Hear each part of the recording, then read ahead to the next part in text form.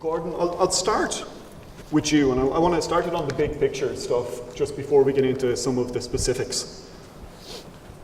We've had, I think, as Dominic was saying, boom and bust and trying to create this sustainable economy going forward. Now people are worrying about the economy overheating, and in the backdrop of that, you've got a potential cataclysmic event coming in the form of Brexit. Should we be worried, should the industry be worried at this point, or what's your general overtake? I think we need to be optimistically cautious. I think we do have challenges with Brexit, the Irish economy itself in relation to, growth and demand, the upward pressure on salaries, the skill shortages. I don't think we've ever had a greater opportunity. In Dominic's opening message, we spoke about the National Development Plan, the 116 billion commitment from the government. Construction output is going to hit 21 billion this year. But we do have challenges. We touched on the competition, the strong competition in the market. There's small margins with high risk. There's finance, there's access to finance, there's the fear of the downturn. But I think there's a lot of solutions out there. Brian touched on some of the solutions, embracing new technologies, investing in skills and employment for the industry, looking at productivity and BIM, lean, do more for less. And then, it's accessibility to the market for unqualified people. We need to look at diversity as well as building equality. There's also diversity from other industries. There's lots of issues. Yes. There's lots of issues. Tara, I'll just come to you. I mean, you're not in Dublin, and already today one of the themes that's coming up is that we might have a twin track Ireland where things look great in Dublin, even if margins aren't great.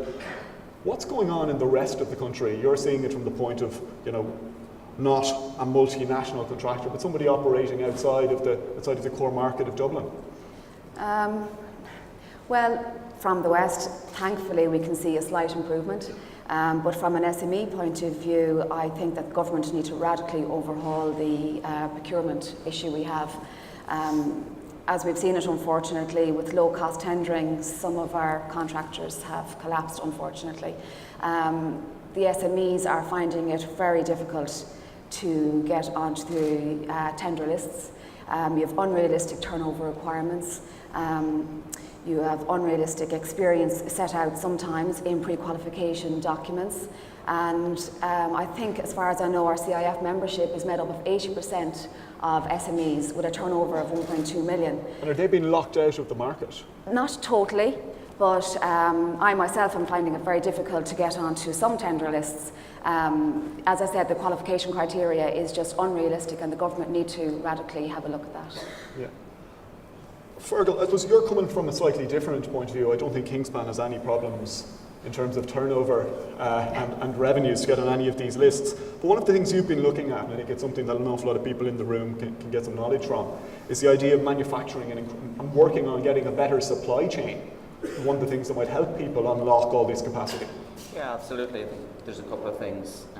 And I suppose if you look at competitiveness and productivity, clearly innovation is important in terms of what we do, but how we do it, and challenging ourselves and our businesses in terms of continuous improvement, whether that's adopting, and I know somebody mentioned construction, following, maybe taking a lead from the automotive sector. There are industries in manufacturing, construction manufacturing, while we might not necessarily be using all of the principles of lean construction, within our own organisation, we operate through a balanced scorecard. We use world-class operations management as a framework tool. We set out a WorldCom vision which has 9 core pillars, and each of those pillars have probably 20 or 25 key measurement areas that we look at on an ongoing basis. Actually, we look at them at the start and the end of every shift. And we're managing product quality for competitiveness, and that's feeding back almost on an ongoing basis into product development and research and development and innovation. And yes, we probably are at a different scale maybe than some of the organisations in the room. That probably brings maybe a bigger responsibility in terms of focusing on product and focusing on innovation. And clearly not without our challenges as well. Yeah, I mean, and one of the areas that you've been very big on in Wintrop has been innovation, technology. I mean, I was reading through some of the stuff that you've written in the past. I mean, you genuinely believe that we should look at construction as just another arm of technology. In the same way as we have software or the cloud, construction needs to get into that space. I think the industry needs to look at itself as a technology industry. If we're going to be competitive and productive into the future, we're going to improve on that. We need to always be attracting the best people at all levels, not just the graduates, and we need to be pulling them in from all the different industries.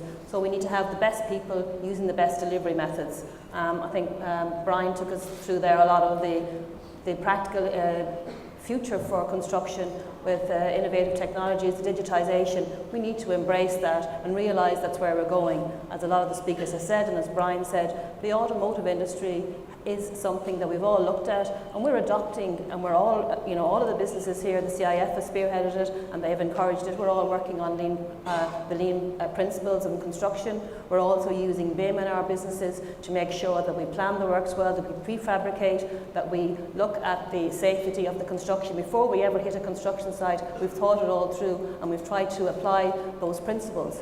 So I think that the industry just needs to attract the best graduates out there, and the best graduates and the best people in the industry will gravitate towards the industry that offers them the best opportunities for advancement. So we need to show that we have a digital roadmap out there. Yeah. But, and this is for all, I mean, is there a difficulty, and I'll come to gender later, but is there a difficulty at attracting the right skill sets into the industry? We were discussing it yesterday, we were saying, because of what happened 10 years ago, so many people lost their jobs or emigrated, and people are looking at the industry and saying, is it offering a sustainable future for me? I mean, is that an issue? Are we struggling to get people within the industry? I'd agree. I think you hit the nail and how on do the we head. fix it? And how do we fix it? We have to change the image of it. We were speaking over dinner last night, and Tara mentioned that would she advise her own kids to go into construction? She said no. One of them ended up in construction. That says it all. So you have leaders in the industry wouldn't recommend it to their kids. So we need to create a sustainable industry so that school leavers can find it attractive to go into construction. So how do we do it? How do we come across and say the market has changed, you can come into it and you can move and you can work up the ladder, or you can work in different areas, and to try and champion a sustainable career path? Well, we have started as part of the Building Equality campaign. I'm sure you've seen the document there on your table, the diversity report that was recently launched by our CIF director, Jean Winters. So that's getting it out to all potential people to join the industry, but we need to get it also out into our younger kids and make it more attractive to them. I think there's a very good video going to be shown later where we had our own Carol Smiley from Bedded Construction. She recently finished off a project with the Royal College of Surgeons, and it's an amazing video, and she's in a classroom with kids and she has just told them that she's just completed this building, and it is amazing. So we need to get the kids thinking construction, and we need to change the mindset of people out there. There is a boom and bust, but that's just the industry we're in. Yeah, I suppose I'd add to that, and again, it's something that there's been a lot of conversation around in the marketplace. Look, everybody in the room is probably excited about the fact that we'll build 35,000 or nearly 35,000 homes this year.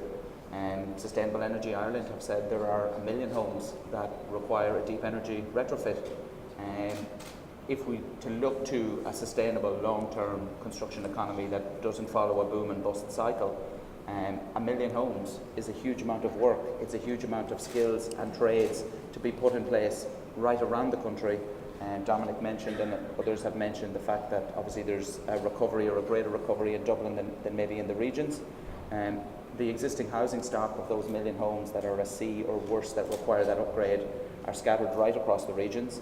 And the skill set, there are probably a huge number of trades and tradesmen driving into Dublin or driving into the major cities every day that could be employed in their local communities. And SEAI are on record as having done some initial work and some documented studies which proves that obviously there are other benefits of upgrading the housing stock in terms of wellness, in terms of health, in terms of reductions in health spend and other areas. So I think right across society there's an existing stock.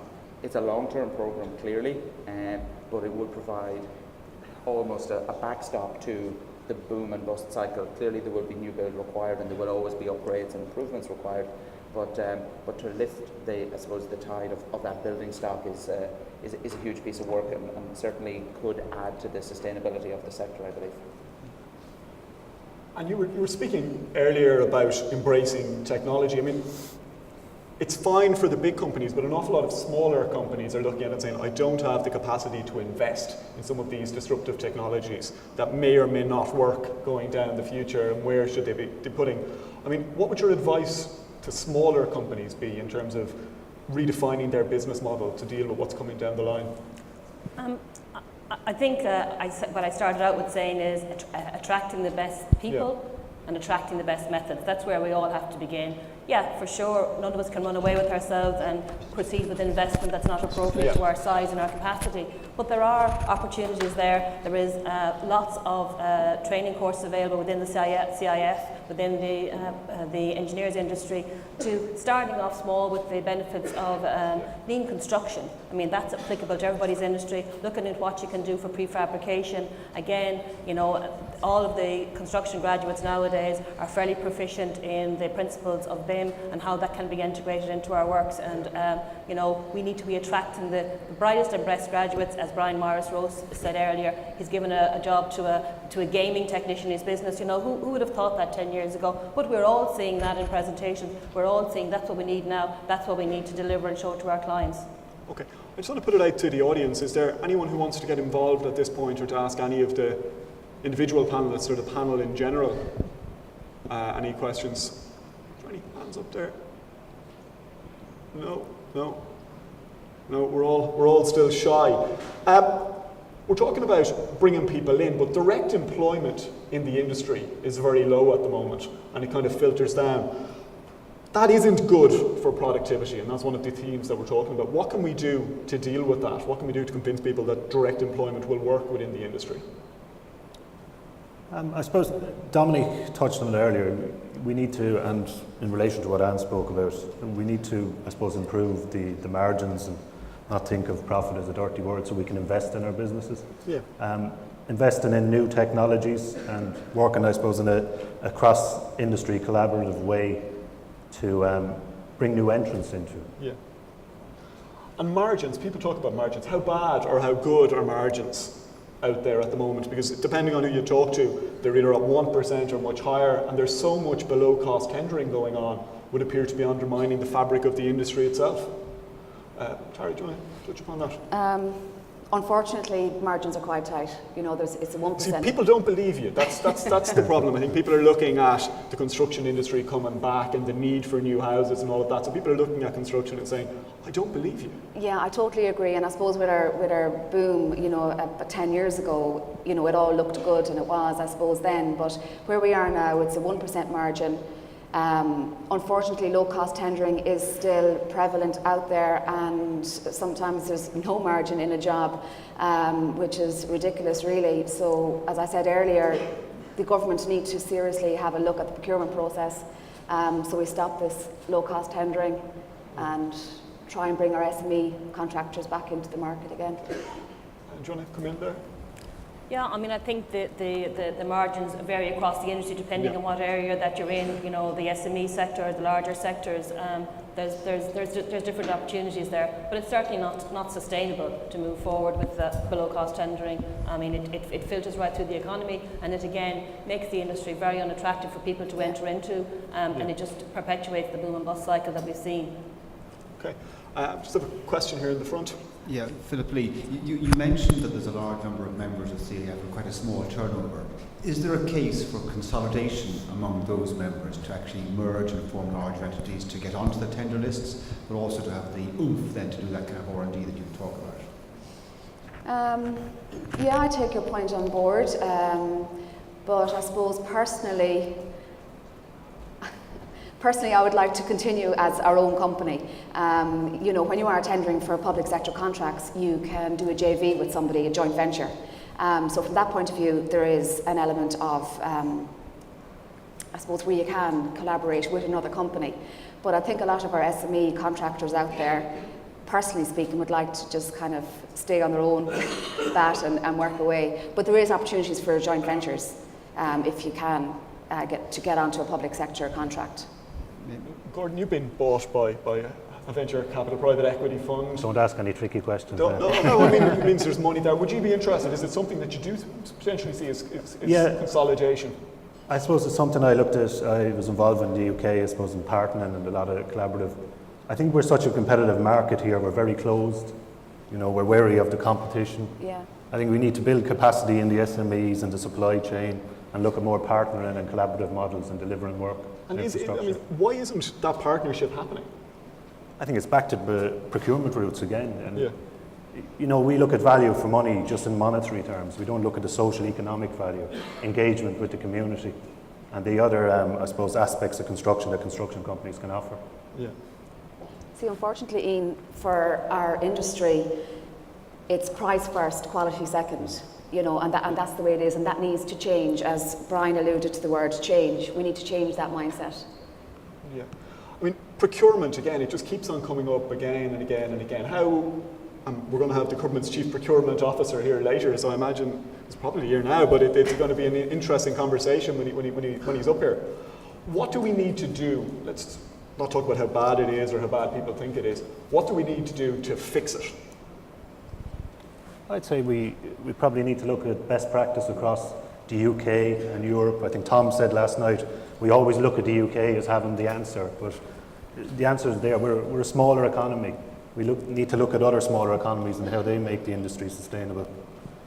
I think there's been a focus on the lowest cost wins every single time, and we're all looking at complicated tender pre-qualification documents that ask us to focus on what we'll bring to the job, how we'll build the job. We put a huge amount of effort into it, but at the end of the day, despite what's said, we really know it's all about the bottom line. So, and the offerings aren't the same, and the specializations aren't the same from different companies, and their focus isn't the same. But I don't believe that's often recognised in the way the procurement process is currently configured. I do think it's a good point. The UK are bigger than us. They have done a good deal of research in this area, and there's no reason why we can't look through to some of the practices they've brought in place that might be able to help us lead forward a bit quicker in managing our procurement process. Okay. We just have a question here. Thank you very much. My name's Sandy Rees-Jones from the UK. I was at a meeting 2 weeks ago organised by Westminster City Commerce and Westminster City Council, who for the first time have developed a measurable element to be put on tenders to reflect the social return on investment. There's been a lot of talk about it, but it's all been a bit pink and fluffy. Now they've said that they will make an allowance of between 5 and 10% of the value that can be shown in a contribution that is not simply technical and is not simply price. So it can be anything from participating in a training program, a local labour into construction, a sustainability element. It led to a very interesting discussion because many of the contractors there were saying, well, we can give good examples of what we've done, but they haven't been in Westminster. Are you going to apply this in a way where we can say we've done it in Tower Hamlets or we've done it in Enfield? Will that have value in justifying our bid? But it led to a very interesting discussion. As far as I'm concerned, we've talked about it for many years. What is interesting about Westminster Council is they've actually put figures on it. And I'm wondering if that's a model, I can share that with you later, some of the background. That's a model you could perhaps tweak here and add into the SRI the benefit to building the SME community. Thank you. Okay, we'll just another question here, then we'll come back to it. It's Mike Flannery here from Barter Capital, who's fairly familiar with tendering processes on a lot of sides and have been on the public side as well. The fundamental issue with the procurement system is that it can be challenged legally, and our various contracting authorities spend all of their time trying to work out how you avoid that. And the industry itself is its own worst enemy. We all know that our friends will injunct us as quick as look at us over various contracts. So that's why it always goes down to a figure, because that's the least objective, the most objective way, the least subjective way of awarding a tender. And I suppose I don't have a question per se, except to say that I have a great deal of sympathy for everybody operating in this environment, because it all comes back to what can be objectively justified in a courtroom to show why a tender was awarded in the way it is. And that leads to all of the problems that you're talking about, Tara, on PQs and how people have to set up their tender processes. So the whole thing needs to be completely overhauled from top to bottom, such that it isn't a bad thing to award a contract to somebody who demonstrates subjectively a better ability to deliver on that contract than somebody who just has a figure. Yeah. Is there anything you want to take up from that? No, I totally agree and take your point, and it is very true. And going back to the pre-qualification criteria from the SME contractor, like even the level of experience that's set out, let's say for a tender, there was a tender we were hoping to go for 18 houses, pretty straightforward, and you were asked to demonstrate your housing experience in the last 3 to 5 years. Now, okay, the larger contractors probably have done contracts or building houses in the last 10 years, but for the likes of ourselves, who has built houses in the last 10 years, let alone 3 to 5 years? While we've been building away, building schools, commercial buildings, whatnot, so we were totally excluded from that tender process because they had asked for your housing experience. We had housing experience prior to 10 years ago, but not within the last 3 to 5 years, so that needs to change. Okay. Tom? Just briefly, when Brian mentioned culture, Yeah. and the last speaker said we're our own worst enemy when it comes to procurement because we keep undercutting. Now, there was a time in Croke Park out in the picture when the culture was to be the hard man, and if you got a few good digs in early, you were the hero. Now all of a sudden you're being watched all over. You get a yellow card, you're off, or whatever. So the culture has changed, and I think internally in the CIF ourselves, we need to change the culture. If somebody is a frequent undercutter, we need to be able to give some sort of a yellow card or even eventually a red card and say that's not the culture anymore, we're killing ourselves. So we do have, certainly we can take on Paul Quinn and his responsibility afterwards, but I think internally we have to begin to drive that culture ourselves, that somebody that is continuously undercutting, pricing below cost, it's not good for the game. Okay, sorry. Good morning, Stephen Bogart, John Sisk. I think the industry actually is not going to be helped by customers. We can't expect our customers to pay more for actually the lack of productivity we have. If you look at the exercises in the UK and Ireland, some of our resources are producing 25% productivity on site due to logistics and all the problems we have. So really, it's up to us to get our cost base down. The two ways of making profit are really easy, aren't they? Either create increased value or reduce costs. We have to get our costs down, we have to be more efficient. And Brian touched on it. There are many things we can do. Even if lean went throughout every one of our businesses, our costs will come down. We are inefficient as a business. We need to absolutely embrace new cultures. But even on the basics today, we can reduce our costs dramatically, and the customer doesn't need to pay for that, and we increase profitability. Okay. So we're inefficient and unproductive. How do we increase productivity in the industry and overcome those challenges? Anne, I'll start with you.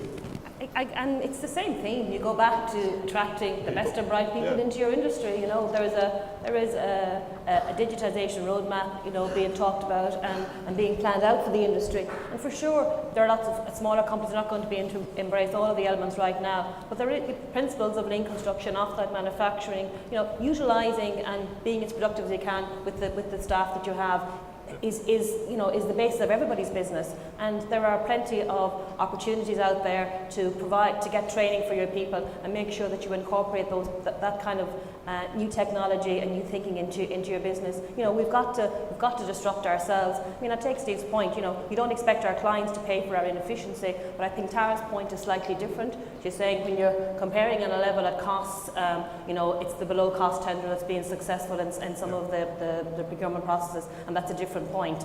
But they're not mutually exclusive. Okay. Yeah, I suppose I'd pick up on that also. In terms of people and culture, I suppose within all of our businesses, we all aim to hire well. But I suppose there's a big piece around the retain and train. And if I pick up on the point you made around social responsibility or corporate social responsibility, bringing in graduates and bringing in qualified people into our organisations, that potentially gives them something. Somebody mentioned earlier about millennials and younger people coming into the workforce. Having a purpose and having a vision within an organisation, if an employee understands the vision and the mission of the organisation, they can buy into the corporate social responsibility.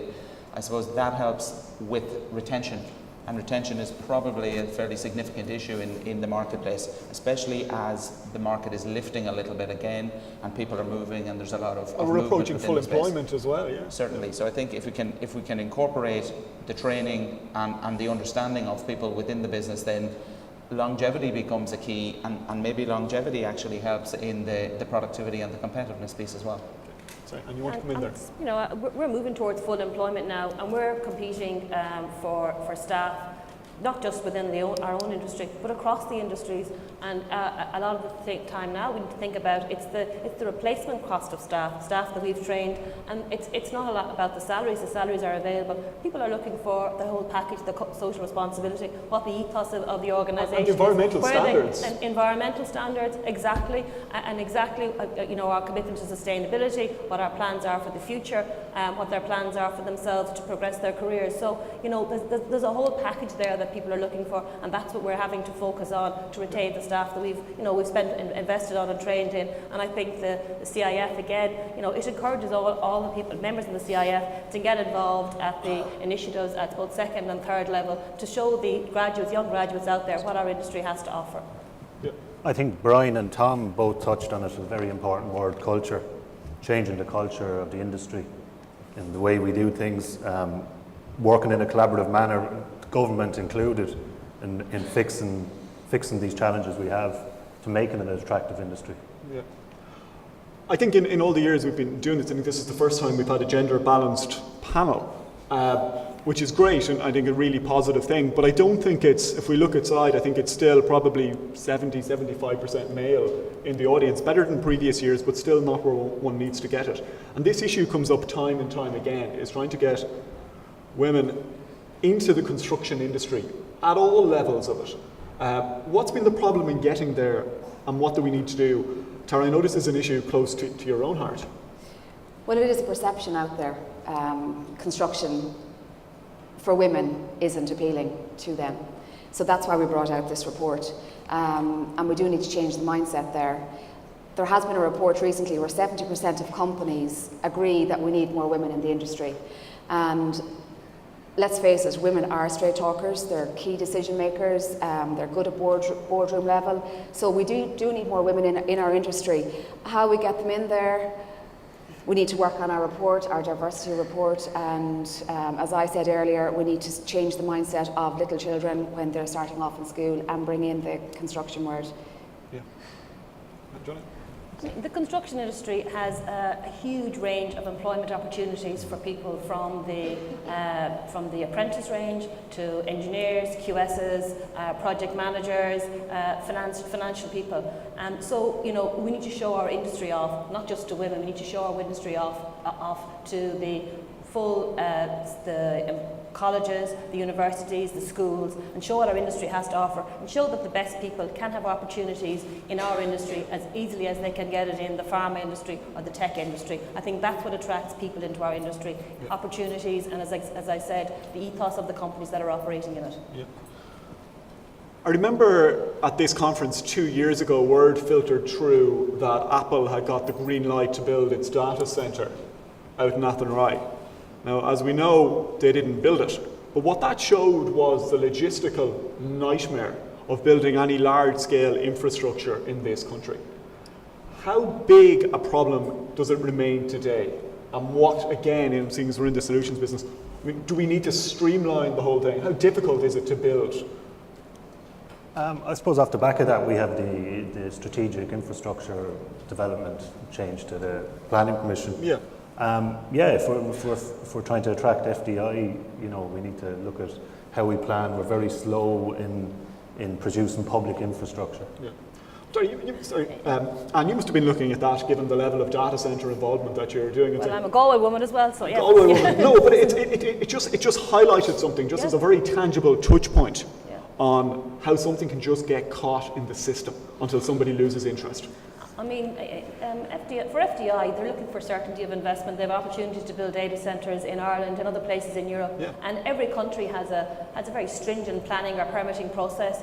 But people are looking for definite rules. They want to follow a process with a defined outcome. And of course, there's always risk in planning, no matter where you develop it. Yeah. But I mean, the scale and the headlines that were gained from the Athenry debacle, didn't reflect well on what Ireland Inc. can offer in terms of the democracy and the people's input into what's built in their environment has to be managed and has to be sustained. But at the same time, people want a measurable process that they understand if they're going to invest in our country, or if they're going to look at our country as a possible place for future developments.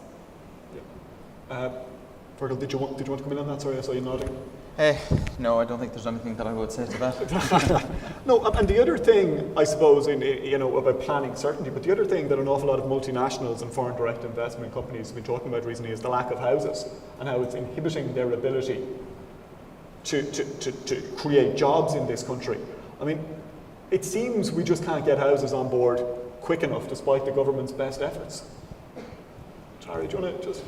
Well, I suppose the government did launch their the National Development Plan, and part of that plan was where they are requiring the help of the SME contractors.